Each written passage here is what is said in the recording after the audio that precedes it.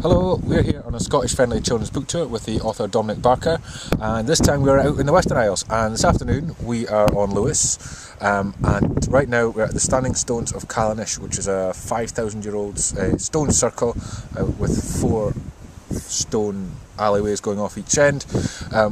They don't know why it's here, they've never been able to work it out, but we're here with Dominic Barker, and Dominic's now going to read you some of his book, Blart, the Boy Who Didn't Want to Save the World.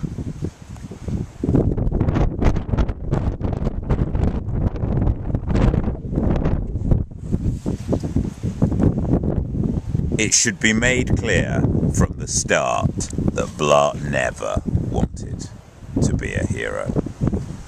He had not been brought up on tales of bravery and courage in the face of overwhelming odds. He had been brought up on a pig farm. He had not read the myths and legends of the dim and distant past, when noble men and women gloriously chanced all for others. He had looked at the pictures in his grandfather's books, which were mainly about the diseases that pigs got.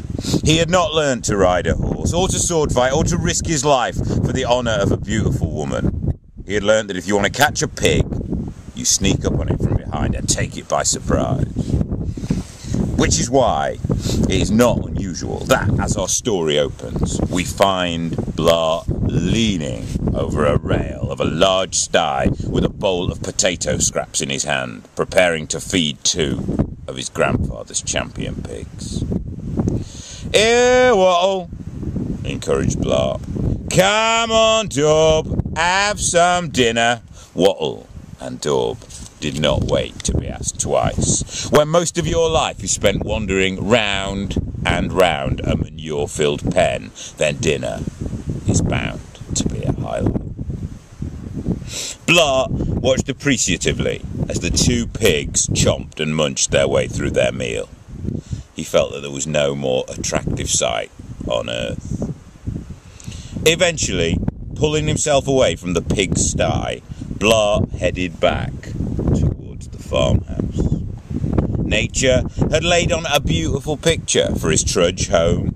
The burning sun setting behind the opposite hill, igniting the lazy clouds which hung idly in the air and reflecting off the river which eased itself through the heart of the valley. The long shadows reaching across the lush fields, the slivers of smoke rising from the chimneys of the village.